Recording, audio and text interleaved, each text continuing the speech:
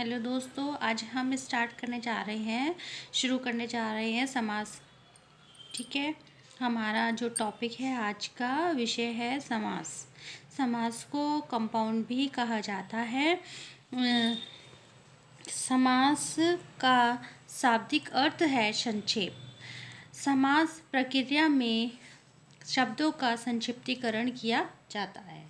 ठीक है, मतलब संक्षिप्त करने में प्रक्रिया या छोटा करने का एक ढंग समास कहलाता है। अपनी बात को कम से कम शब्दों में कहना मानव का स्वभाव है। जैसे कि मतलब हम किसी बात को ज़्यादा ना बोल के बहुत कम शब्दों में बोल दें तो इसे कहते हैं समास। इसलिए भाषा के एक से अधिक शब्दों को मिलाकर जो अर्थ प्रकट किया जाता है उसे समास कहते हैं। समास में प्रयुक्त पद कहलाते हैं। जो शब्द होते हैं वो क्या कहलाते हैं? पद।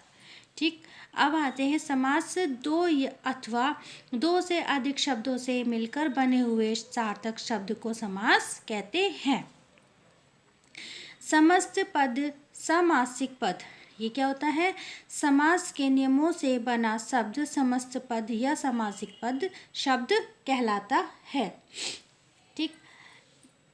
जैसे कि हम कहते हैं समास कहते हैं जिन्हें, तो वो क्या होते हैं कि मतलब कहने का मीनिंग निकल के आता है कि किसी भी चीज़ को छोटे शब्द में कहना।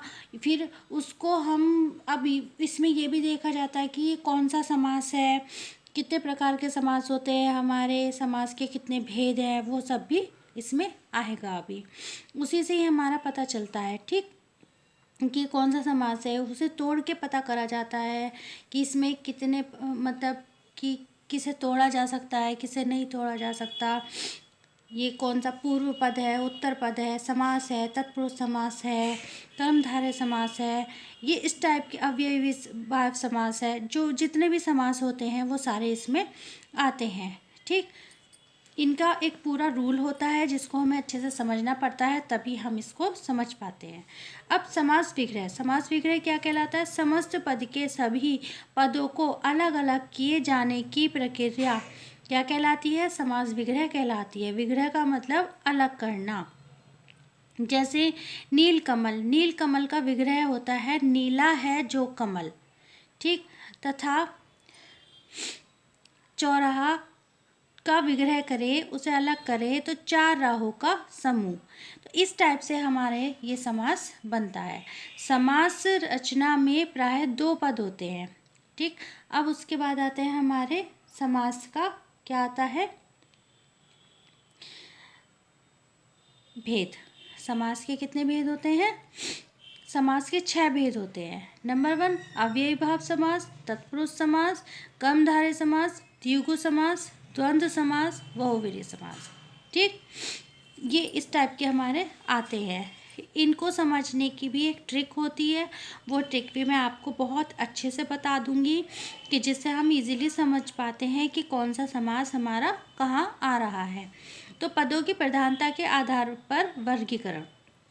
अब ये तो हमारे समास के भेद थे। अब ये पदों की प्रधानता के आधार पर वर्गीकरण किया गया है। ठीक है। तो पूर्व प्रधान, पूर्व मतलब पहला अव्यय समास, दूसरा उत्तर पद, तत्पुरुष, कर्मधारय व द्विगु समास होता है। ठीक है। अब आता है दोनों पद प्रधान किस में होते हैं? द्वंद्व में होते हैं। जो हमारा होता है कि पूर्व पद प्रधान किस में होता है? अव्ययी भाव समास में। पूछ लिया जाता है क्वेश्चन में कि किस में, कौन से समास में पूर्व पद प्रधान होता है, तो हमें पता होना चाहिए अव्ययी भाव समास में होता है। और उत्तर पद किस में प्रधान होता है, मतलब उत्तर पद किस में आता है? तत्पुरुष समास और कर्मधारय पे द्विगु दोनों में आता है। और किस में दोनों पद प्रधान होते हैं? तो वो होते हैं द्वंद्व। देखिए, एक ये तो समास की बात हो रही है। अभी मैं एक चीज़ और बताना चाहूँगी आपको, जैसे कि समास होता है, समास और संधि, इनमें क्या अंतर होता है? देखो, समास में दो या दो से अधिक शब्दों का मेल होता है, पर संधि में केवल दो वर्णों का ही मेल होता है। क्या होता है? समास में दो या दो से अधिक शब्दों का मेल होता है, लेकिन संधि में केवल 2 वर्णों का ही मेल होता है। एक चीज़ और आती है, समास में विभक्ति या योजक शब्द अथवा संबंधी शब्दों का लोप होता है, लेकिन संधि में वर्णों का रूप परिवर्तित हो जाता है। ये इसमें मेंशन नहीं है, मैं आपको बता रही हूँ याद रखने के लिए। आप मेरी वीडियो को पॉज करके फिर रिपीट करके दोबारा सुन सकते हैं, क्योंकि ये चीज़ अधिकतर नहीं पता होती है बच्चों को कि संधि और समास में कितना डिफरेंस होता है। सब ये बोलते हैं कि समास और संधि सेम होते हैं, नहीं होते। समास में संधि हो सकती है, लेकिन किसी भी संधि में समास नहीं होता। ठीक है, ये चीज़ ध्यान रखना बिल्कुल। क्या होता है, समास में संधि हो सकती है, लेकिन किसी भी संधि में समास नहीं होता। अर्थ करने की दृष्टि से शब्द में एक से अधिक समास होना संभव है। क्या बोला, अर्थ करने मतलब मीनिंग निकालने की अगर हम जाएं किसी का, तो उसकी दृष्टि से शब्द में एक से अधिक समास होना संभव है, मतलब हो सकते हैं उसमें, पर संधि में एक ही अर्थ रहता है। जो संधि करते हैं हम, उसमें ओनली 1 मीनिंग होता है। समस्त पद को पृथक पृथक करना, अलग करना, पृथक करने की रीति से विग्रह विग्रह करना, उसको तोड़ना। जैसे कि हमने एक बताया था, चौराहा का विग्रह करें तो 4 राहों का समूह। ठीक ऐसे, ये मैंने एक एग्जाम्पल भी इसमें दे दिया। समस्त पद को पृथक करने की रीति से विग्रह और संधि रूप को मतलब संधि रूप को पृथक अलग करने की रीति को विच्छेद कहते हैं।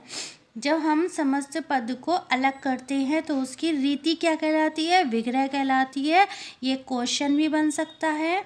और संधि रूप को पृथक करने की रीति विच्छेद कहते हैं। क्वेश्चन दे दे कि तुम्हारे को संधि रूप को पृथक करने की रीति को क्या कहते हैं, तो उसे विच्छेद कहते हैं। और समस्त पद को पृथक करने की रीति को विग्रह कहते हैं। ये मैंने आपको बार बार रिपीट करके इसलिए बताया जिससे कि आपका कोई भी डाउट हो तो वो क्लियर हो जाए। नेक्स्ट एंड लास्ट, समास और संधि में अंतर और भी हो सकते हैं, बट मेरी नॉलेज में इतना ही है, इसलिए मैंने आपको बता दिया। समास में सार्थक शब्दों का मेल होता है, लेकिन संधि में निरर्थक वर्णों का मेल होता है। ध्यान रखिए, समास में सार्थक शब्दों का, किसका, शब्दों का मेल होता है, लेकिन संधि में निरर्थक किसका, वर्णों का मेल होता है। ठीक है, ये होता है। समास मैंने आपको बता दिए कितने प्रकार के होते हैं। समास के भेद 6 होते हैं। ठीक, कौन कौन से होते हैं वो मैंने आपको बताया था अभी। अब मैं उनको डिटेल में बता दूंगी, फिर से रिपीट कर देती हूँ कितने होते हैं। समास के भेद 6 होते हैं। अव्ययी भाव समास, तत्पुरुष समास, कर्मधारय समास, द्विगु समास, द्वंद्व समास, बहुव्रीहि समास। इनकी छोटी छोटी ट्रिक्स भी हैं जो आपको क्लियर कर देंगे डाउट्स। सबसे पहले आते हैं हम अव्ययी भाव समास पर।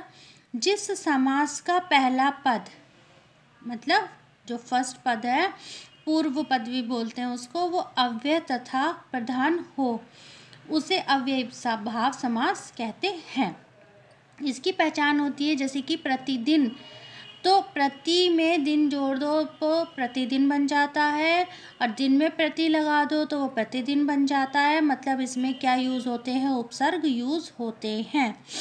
आज जन्म, जन्म से पहले हमने आ जोड़ा, बन गया आ जन्म। यथा संभव, संभव से पहले यथा जोड़ा तो बन गया यथा संभव। भर पेट, तो भर पेट में पेट से पहले हमने भर ऐड कर दिया तो क्या बन गया, भर पेट। ऐसे ही अब आते हैं हम इनकी ट्रिक पे। तो ट्रिक क्या होती है इसकी, आपको अधिकतर देखने के लिए मिलेगा ये वाले वर्ड, ये वाले शब्द मिलेंगे देखने के लिए। अनु, आ, प्रति, ठीक है, आ, यथा, ठीक है, यावत, हर। इस टाइप के वर्ड्स आपको देखने के लिए मिलेंगे तो आप समझ जाएं कि ये हमारा अव्ययी भाव समास है। या आप सबसे पहले क्या देख लें कि किसी भी जो हमारा वर्ड बना है उससे पहले कोई उपसर्ग जुड़ के बना है, नया शब्द बना है, तो वो कहलाता है अव्ययी भाव समास। ठीक, अब उसके बाद आते हैं हम तत्पुरुष समास पे। तत्पुरुष समास जिस समास के बाद या जिस समास के बाद का अथवा उत्तर पद प्रधान हो, क्या पद प्रधान हो?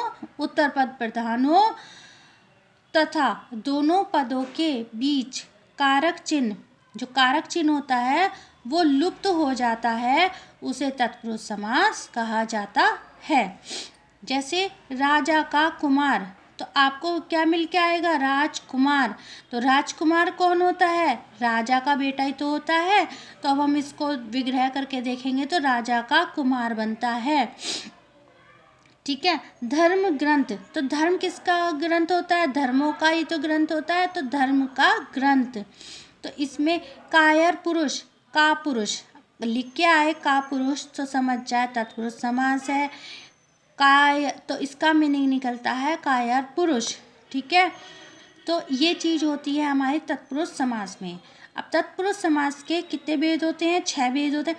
ये जो इस टाइप के क्वेश्चंस हैं इन्हें हाईलाइटेड कर लेना और याद कर लेना कि आपसे पूछ लिया जाता है कि हमारे समास के कितने भेद होते हैं, तत्पुरुष समास के कितने भेद होते हैं, या हमारा अव्ययी भाव समास कौन सा होता है, या पूर्व पद किस में प्रधान होता है, उत्तर पद किस में प्रधान होता है। ठीक है, इस टाइप के क्वेश्चंस आपसे पूछ लिए जाते हैं। ठीक है, अब आते हैं तत्पुरुष समास के 6 भेद होते हैं। कितने भेद होते हैं? 6 भेद होते हैं। नंबर 1 कर्म तत्पुरुष, इसका द्वितीय तत्पुरुष। ठीक है, कारण पुरुष तत्पुरुष, संबंध तत्पुरुष, अपदान तत्पुरुष, संबंध तत्पुरुष, अधिकरण तत्पुरुष।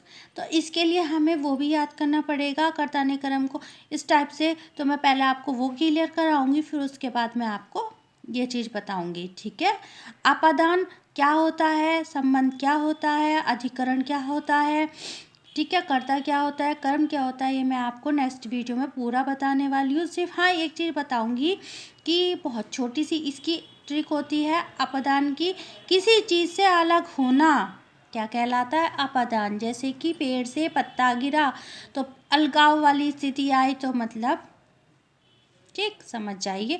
मैं अब आपको इसको पूरा बताऊंगी सारे के सारा, तब आपको फिर ये तत्पुरुष अच्छे से क्लियर हो जाएगा। आप बने रहें मेरे साथ मेरे कुहू स्टडी पॉइंट चैनल पर। मैं आपके लिए लेकर आने वाली हूँ नेक्स्ट वीडियो। ठीक है, तो आप मेरे साथ बने रहे। समास मैं आपको पूरा क्लियर कराऊंगी, विद ट्रिक बताऊंगी, जिससे कि आपको कोई डाउट ना रहे।